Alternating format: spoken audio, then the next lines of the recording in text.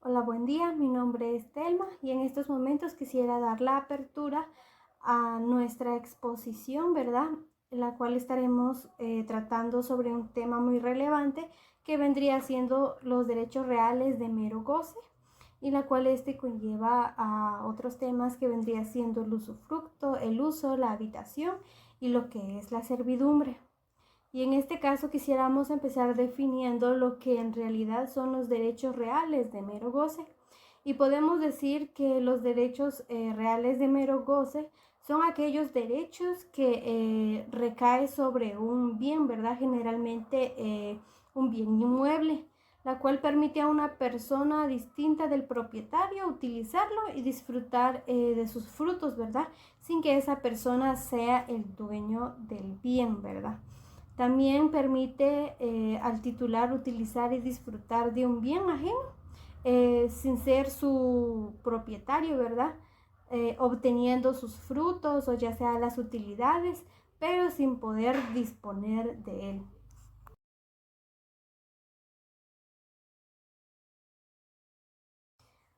Pues como primer tema de los derechos reales de mero goce tenemos lo que es el usufructo, la cual la palabra usufructo proviene del latín, que sería usufructus, que significa uso del fruto o uso y disfrute, y la cual se compone de usus, que sería uso, y fructus, que sería el fruto, ¿verdad?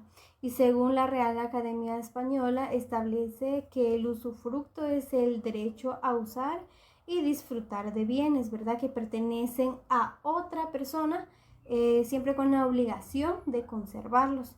Podemos dar unas características acerca del usufructo y en este caso podemos decir que es un derecho, ya que permite usar y gozar de algo que no es propio.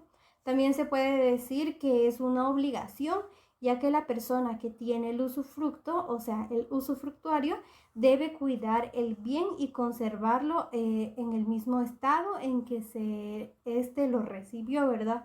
Y también tenemos lo que es la obtención de beneficios, la cual el usufructuario tiene derecho a los frutos o rendimientos que la cosa produzca.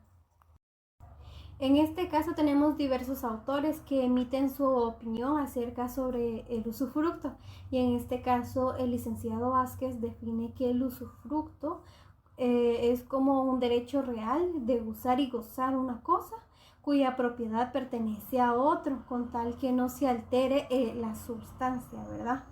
Y también tenemos al autor quien es Pipeña, que define el usufructo como el derecho a usar, de disfrutar de los bienes ajenos con la obligación de conservar su forma y su sustancia, a no ser que el título de su constitución o la ley autorice otra cosa.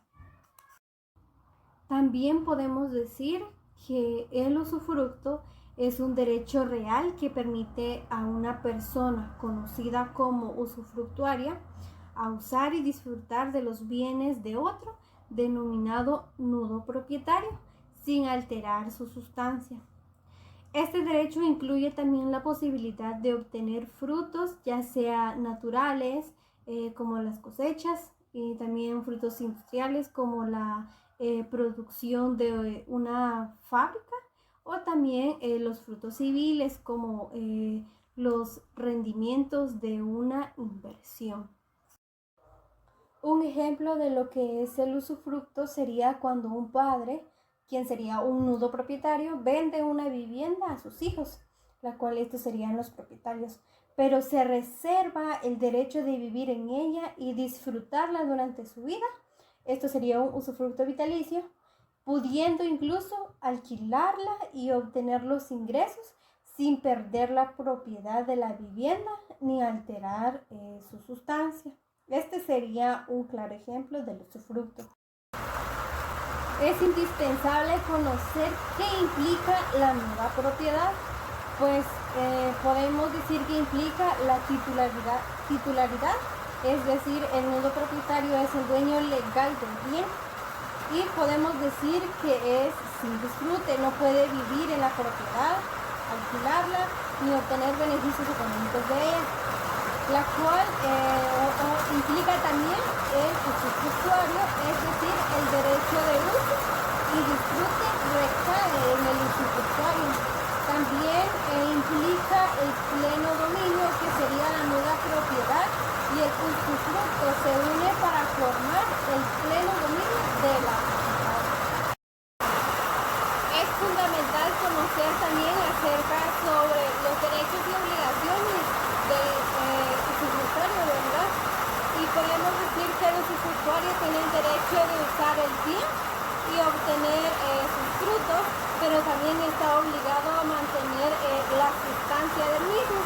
Esto implica realizar las reparaciones ordinarias necesarias para su conservación, así como no alterar la esencia del bien usufructuario. Esto según el artículo 726 del Código Civil. Entonces, además de pagar los impuestos y cargas que correspondan al uso del bien, y pues en algunos casos constituir una garantía a favor del nudo propietario para asegurar la devolución adecuada de este bien, pues también surgen estas obligaciones cuando el usufructuario o el usufructo sea a título gratuito. El usufructuario está obligado a soportar todos los impuestos y contribuciones que pesen sobre la cosa usufructuada, pero si fuere constituido a título oneroso, el usufructuario solo estará obligado a pagar los impuestos que impliquen servicios para el goce de la cosa usufructuada. Esto según el artículo 731 del Código Civil. Es indispensable saber cuánto tiempo puede durar un usufructo, pues la duración del usufructo puede ser por un plazo ya sea fijo o por la vida del usufructuario. Pues más que todo el usufructo puede constituirse por tiempo fijo y vitalicio. Esos son puramente dos aspectos muy importantes, y también puramente o bajo condición, pero no a perpetuidad, y sobre todo especie de bienes muebles e inmuebles. También asimismo puede constituirse a favor de personas jurídicas o de una o varias personas individuales simultáneamente o sucesivamente. En este caso de disfrute sucesivo, el usufructo solo puede o podrá aprovecharse a las personas que existan cuando concluya el derecho del anterior usufructuario. Esto según lo establecido en el artículo 705 del Código Civil. Pues por otro lado, según el Código Civil, establece que el usufructo también no podrá accederse a más de 30 años. Cuando en la constitución del usufructo no se fija un tiempo para su duración, se entiende que está constituido por toda la vida del usufructuario.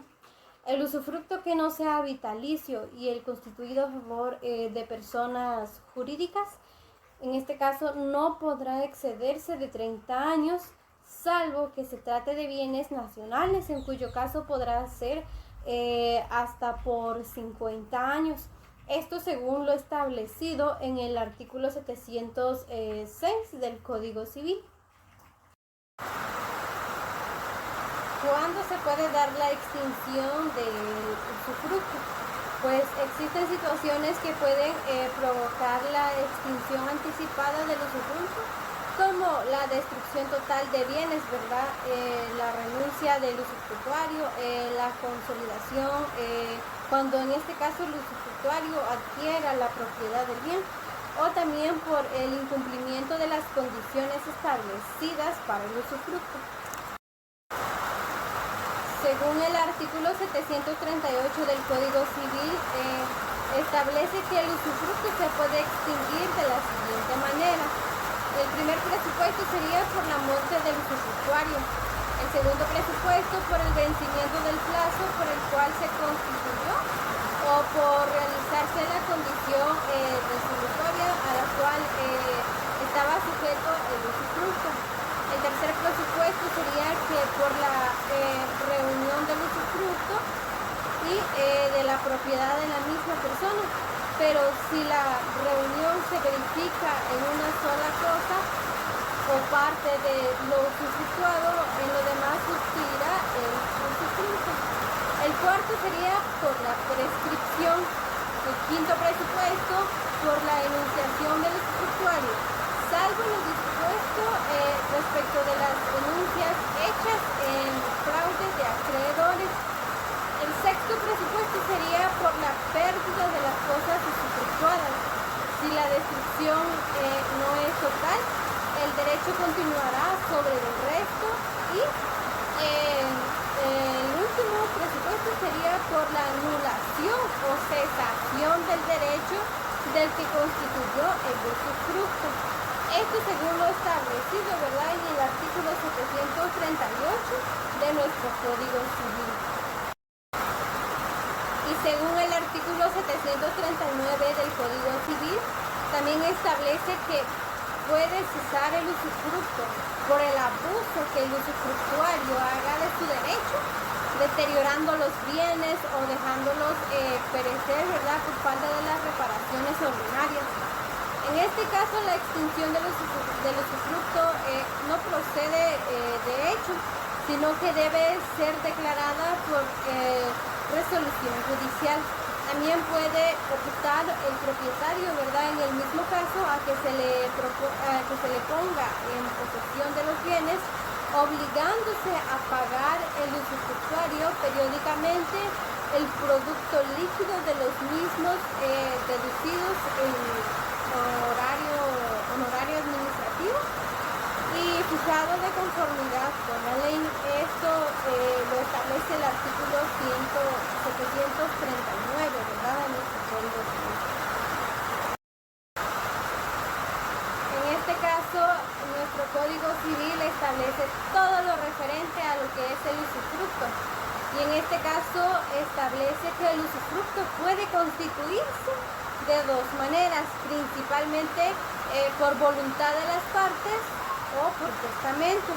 Cuando es por voluntad de las partes, pueden establecerse mediante un contrato, y mediante el testamento pues permite más que todo su constitución como una disposición de última voluntad. Y en la Constitución Política de la República de Guatemala no establece una definición explícita del usufructo, pero ya que este es un derecho también que se regula principalmente en el Código Civil, como mencionábamos anteriormente, específicamente en los artículos 703 al 744. En este caso tiene un enfoque constitucional, ya que la Constitución garantiza el derecho a la propiedad privada, según lo establecido en el artículo 39, pero la regulación detallada de los derechos y obligaciones derivados de ella, como el usufructo, se encuentran en leyes secundarias, es decir, en el Código Civil. También en Guatemala no existe un tratado internacional específico que regule el usufructo de manera exclusiva y ya ratificado, ¿verdad? Pero sin embargo, el Código de Derecho Internacional Privado, más conocido como el Código de Bustamante, ratificado por Guatemala, contiene disposiciones sobre cómo se rigen los derechos como el usufructo en situaciones internacionales. Este tratado establece que el derecho de usufructo de un hijo se regirá por la ley personal del mismo, independientemente de la naturaleza de los bienes o su ubicación, ¿verdad? Esto según lo establecido en el artículo 70 del Código de Derecho Internacional Privado, más conocido como el Código de Bustamante. En este caso, en Guatemala el usufructo está regulado principalmente por el Código Civil, como mencionábamos anteriormente en los artículos 703 al 744. Entonces, no existe ley especial, ¿verdad? Una ley específica que regule en su totalidad, con la excepción de la ley de adjudicación de ventas o usufructo de bienes inmuebles del Estado, que se aplica a la propiedad estatal. Esta ley establece las condiciones bajo las cuales se pueden otorgar usufructos de bienes inmuebles, propiedad del Estado o de sus entidades para fines habitacionales.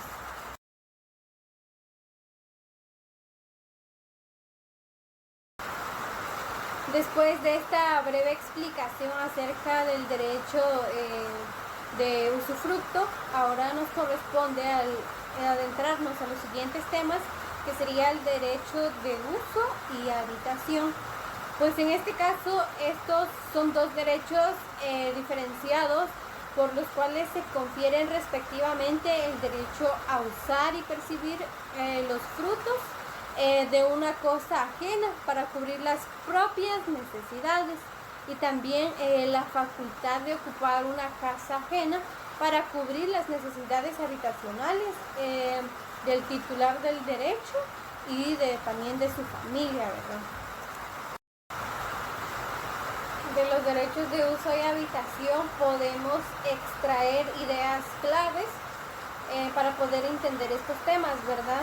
Y lo cual, una idea clave sería que los derechos de uso y habitación permiten disfrutar de algunas de las facultades, ¿verdad?, similares a las del usufructo, pero en este caso son más limitadas.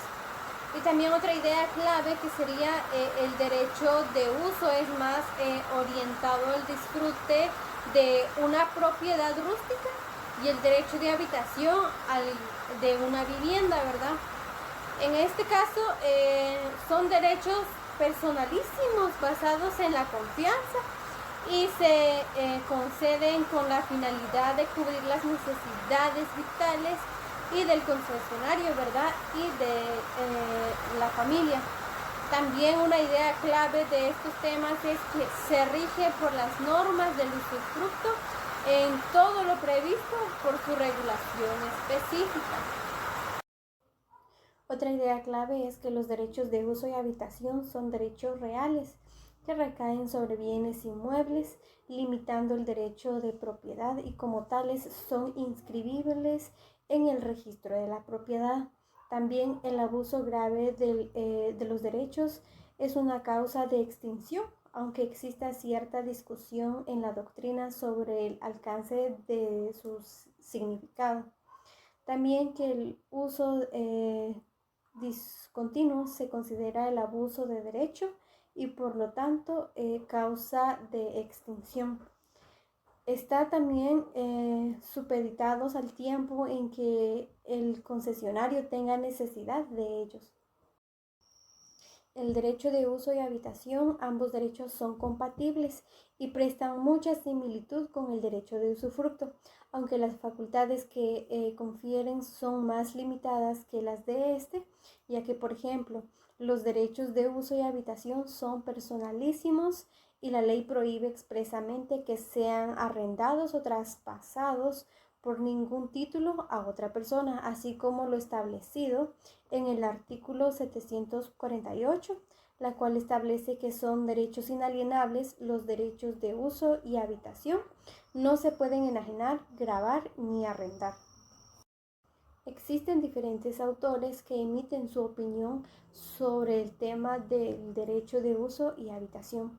Uno de ellos es Rogina Villegas, que dice que el derecho real de habitación es el derecho de uso sobre una finca urbana para habitar gratuitamente algunas piezas de una casa. La distinción entre ambos reside en que el uso, al igual que el usufructo, pueden constituirse tanto sobre bienes inmuebles y configurando en rigor una especie del uso, ¿verdad?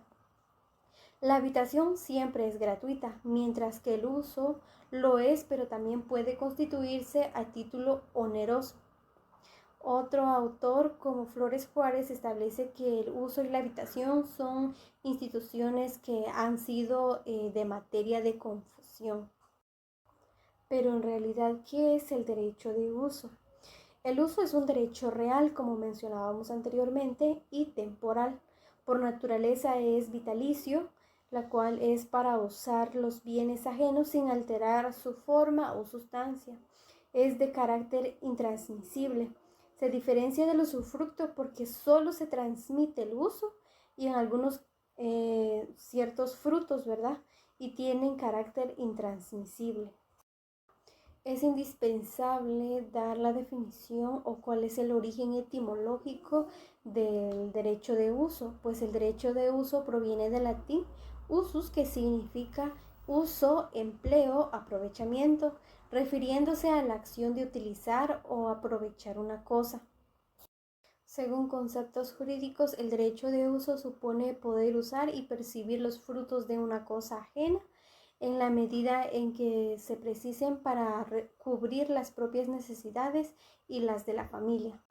En nuestro Código Civil, el uso es un derecho real, temporal y personalísimo que permite a una persona utilizar un bien ajeno según sus necesidades sin alterar su forma o sustancia, ¿verdad? Como si fuera un contrato de préstamo gratuito, es decir, un comodato. Este derecho se puede formalizar mediante un contrato o título constitutivo que establece las condiciones específicas y puede ser inscrito en el registro de la propiedad para hacer valer el derecho ante un tercero. Entonces podemos definir que el derecho de uso permite al titular servirse de un bien ajeno, extrayendo de él los frutos y productos que necesita para sí y su familia. También tiene un alcance, la cual se enfoca en la necesidad del usuario y su familia, sin que sea propietario de la cosa. Un ejemplo sería cuando una persona puede usar un terreno para sembrar lo necesario para su alimentación. En este caso, existen características comunes del derecho de uso y el derecho de habitación, la cual estas características son derechos reales, la cual lo que significa que es que recaen directamente sobre un bien y no sobre una persona. También una característica es de que es personal e intransferible, ya que son derechos personalísimos, es decir, no se puede arrendar, traspasar ni ceder a otra persona por ningún título, ¿verdad? Otra característica sería que su regulación se rige por el Código Civil y las disposiciones del título en el que se constituyan. Otra característica es sobre la extinción, ya que se extinguen por la misma causa que el usufructo y además por abuso grave de la cosa o del bien. En la Constitución Política de la República de Guatemala no establece una definición exacta del derecho de uso y habitación, pero estos derechos son una desmembración del derecho de usufructo y tanto el de propiedad, que se encuentra regulado tanto en el artículo 39 de la Constitución Política y en el Código Civil. Esta definición del uso se encuentra regulado en el Código Civil, específicamente en el artículo 745, donde establece el contenido del uso, la cual establece que el uso da derechos de servirse de cosas ajenas o aprovecharse de los frutos de ella, en cuanto basten las necesidades del usuario y las de su familia. Como siguiente tema tenemos el derecho de habitación, lo cual este es un derecho real que otorga a una persona y a su familia la facultad de ocupar una vivienda ajena para satisfacer sus necesidades de habitación, sin la obligación de pagar alquiler. Este es un derecho personalísimo y no se puede transferir ni arrendar y se limita estrictamente al uso residencial. No permite el disfrute de frutos o alteración de la sustancia del inmueble. La habitación es el derecho de uso sobre una finca urbana para habitarla gratuitamente ante algunas piezas de una casa. El derecho de habitación, según la Real Academia Española, es un derecho real que confiere a su titular la facultad de ocupar en casa ajena las piezas necesarias para sí y para su familia. El derecho de habitación, según conceptos jurídicos, supone poder habitar las piezas de una casa que sean necesarias para uno mismo y para la propia familia. Entonces podemos definir que el derecho de habitación es el derecho de ocupar en una casa ajena las piezas necesarias para que el titular y su familia puedan vivir, como lo mencionábamos anteriormente. Este derecho tiene un alcance, el cual se restringe al uso de una o varias habitaciones de un inmueble en el lugar de la totalidad de los bienes. Un ejemplo sería cuando una familia puede vivir en un departamento que pertenece a un tercero.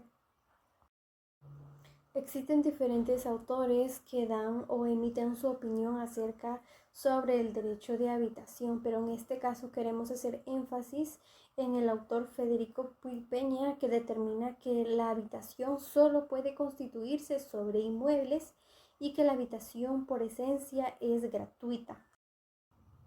El derecho de habitación se encuentra regulado en el Código Civil, específicamente en el artículo 746, donde da una definición o el contenido de la habitación, la cual establece que la habitación se limita a lo que sea necesario para quien tiene el derecho y para su familia, aun cuando no haya tenido en el momento de constituirse tal derecho.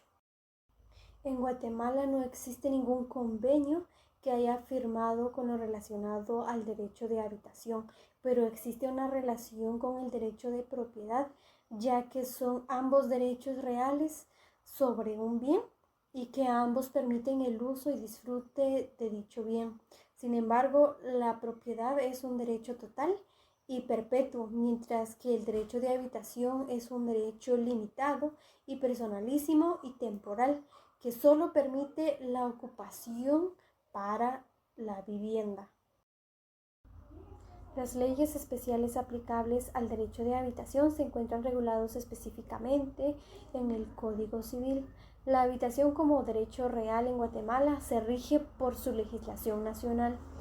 También existen dos cuerpos normativos que hacen referencia a este derecho de habitación, lo cual sería la Ley de Vivienda, la cual sería el decreto 9-2012. Esta ley otorga a los municipios la facultad de gestionar el desarrollo habitacional y establecer el marco del ordenamiento territorial para la vivienda. Otro cuerpo normativo es el reglamento municipal o reglamentos municipales, ¿verdad? Lo cual las municipalidades a través de sus propios reglamentos definen aspectos de gestión territorial y de construcción relacionado con la vivienda. Como siguiente tema y último tema, estaremos discutiendo acerca sobre lo que es el derecho de servidumbre. En este caso, el derecho de servidumbre es un derecho real que grava una propiedad, ya sea predio sirviente, en beneficio de otra propiedad, es decir, el predio dominante, de una propiedad distinto, ¿verdad? Esto permite al propietario del predio dominante obtener una utilidad o ventaja sobre el predio sirviente, limitando así el dominio de este último para satisfacer una necesidad específica. Un ejemplo común es que la servidumbre de paso, ya que permite a un propietario cruzar la propiedad de su vecino para acceder a una vía pública. ¿Qué es el derecho de servidumbre según conceptos jurídicos? Pues más que todo las servidumbres son derechos reales que limitan la propiedad de un bien inmueble, permitiendo que un tercero, es decir, un propietario de otro inmueble, utilice o restrinja el uso del bien afectado en beneficio de su propiedad. Es decir, que son esenciales para garantizar el acceso a los recursos y servicios en propiedades vecinas, ¿verdad? Promoviendo así entre ellos una convivencia armónica entre dueños.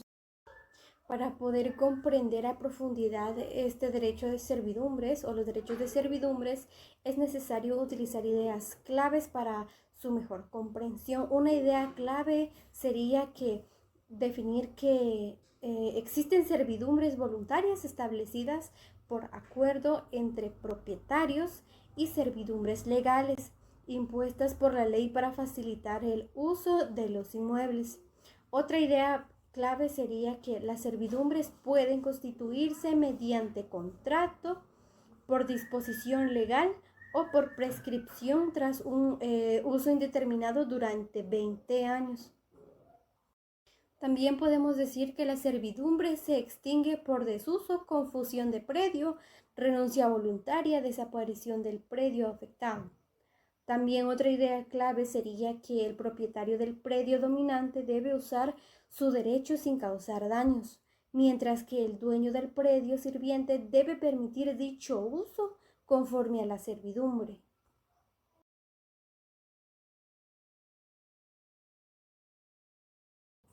También es muy importante definir cuáles son los tipos de servidumbres que existen.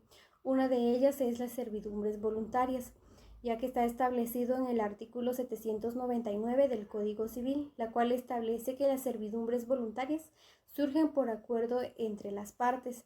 Estas servidumbres deben inscribirse en el Registro General de la Propiedad para ser válidas y oponibles a terceros. Las servidumbres voluntarias se rigen por su título. El ejercicio y extensión de las servidumbres establecidas por la voluntad del propietario se regulan por los respectivos títulos y, en su defecto, las disposiciones de este capítulo establecidos en el artículo ya mencionado. De ahí tenemos el siguiente tipo de servidumbre, la cual serían las servidumbres legales. En este caso, las servidumbres legales son aquellas impuestas por la ley en caso donde un inmueble necesita determinadas facilidades para su uso. Algunos ejemplos de ellos incluyen el derecho de servidumbre de paso, que se utiliza cuando una propiedad no tiene acceso a una vía pública. El propietario tiene derecho a exigir un paso a través de los terrenos colindantes. Y según lo establecido en el artículo 786 del Código Civil, hace referencia acerca del derecho del predio enclavado. En este caso, el propietario de un predio enclavado entre otros ajenos que no tenga salida a la vía pública o que no pueda procurársela sin excesivo gasto o dificultad, tiene derecho a exigir paso por los predios vecinos para el aprovechamiento y explotación del mismo predio. El propietario de una finca rústica, tenga o no salida a la vía pública, podrá también exigir el paso por los predios vecinos hasta la estación de cualquier ferrocarril. En ambos casos, ¿verdad? Mientras se resuelven en definitiva, las autoridades judiciales podrán constituirse provisionalmente por estas, previa garantía de indemnización y de daños y perjuicios, según lo establecido en dicho artículo ya mencionado. Y como siguiente tipo de servidumbre tenemos lo que son las servidumbres de aguas. En este tipo de servidumbres permite que un propietario haga uso de las aguas de un predio vecino cuando éste en realidad no cuente con acceso a una fuente propia. También el artículo 760 de nuestro Código Civil establece sobre los casos en que puede imponerse este tipo de servidumbres, la cual establece que puede imponerse la servidumbre forzosa de acueducto para la conducción de aguas destinadas a algún servicio de utilidad pública previa indemnización. También puede imponerse servidumbres forzosas de acuerdo para objetos de interés privado, previa indemnización, en los siguientes casos. Como primer caso tenemos el establecimiento o aumento de riesgo. Como segundo punto estaría el establecimiento de baños y fábricas. Como tercer punto, la desecación de lagunas y terrenos pantanosos. Como cuarto punto sería la evasión o salida de aguas procedentes de alumbramientos artificiales. Y como quinto punto sería la salida de aguas de ya sea escorderas y drenajes, ¿verdad? La cual en estos, los tres primeros casos, puede imponerse la servidumbre, no solo para la conducción de las aguas necesarias, sino también para la evasión de las sobrantes. Esto según el artículo 760 del Código Civil. También tenemos lo que son las servidumbres de desagüe. Pues este está relacionado con el derecho a canalizar aguas pluviales, ¿verdad? O residuales a través del predio sirviente. En este caso, el artículo 798 de nuestro Código Civil establece acerca de la servidumbre legal de desagüe. la cual establece que cuando un predio rústico o urbano se encuentre enclavado en otro u otros, de manera que no tengan una comunicación directa con algún camino, canal o calle pública, ¿verdad? Estarán obligados los dueños de los predios circunvecinos a permitir por entre ellos, ¿verdad? Estos, el desagüe del central, más que todo. Las dimensiones y direcciones del conducto se fijarán por el juez, previo informe de peritos y audiencia de los interesados, observándose más que todo, en cuanto fuere posible, las reglas dadas en este capítulo, según lo leído, ¿verdad?, en este artículo ya mencionado. Entonces, ¿qué es el derecho de servidumbre según la Real Academia Española? Según la Real Academia Española, es el derecho en predio ajeno que limita el dominio en este y que está constituido en favor de las necesidades de otra finca perteneciente a distinto propietario o quien no es dueño de la gravada, ¿verdad? Existen diferentes autores que emiten su criterio acerca sobre el derecho de servidumbre. En este caso, Rafael Rollina Villegas establece o define la servidumbre como el derecho real, perpetuo o temporal sobre un inmueble ajeno, mediante el cual se puede ejercer ciertos derechos de disposición o impedir que el propietario ejerza alguno de sus derechos de propiedad. Ulpiano, un jurista romano que estableció que la servidumbre se extingue por la consolidación, es decir, cuando la propiedad del predio sirviente y el dominante se reúnen en una sola persona, ya que nadie puede tener una servidumbre sobre su propia cosa. Existirán convenios internacionales que Guatemala haya firmado con el tema referente al derecho de servidumbre. Pues en este caso Guatemala no tiene convenios que específicamente regulen la servidumbre como un derecho real, pero en la Convención Americana sobre los Derechos Humanos, en el artículo 21, establece que toda persona tiene derecho al uso y goce de sus bienes, la cual esto tiene una relación, ya que la servidumbre es un derecho real que limita el derecho de propiedad. En este caso, la servidumbre es una limitación del derecho de propiedad garantizado por la Constitución de Guatemala, específicamente en el artículo 39, que la cual la servidumbre permite un uso parcial de un bien inmueble para beneficio de otro, mientras que la Constitución establece el derecho a la propiedad privada. La servidumbre es un derecho real que restringe facultades del propietario del predio sirviente a favor del dueño del otro predio, el cual sería el predio dominante. Entonces hay una relación entre la propiedad y el derecho de servidumbre.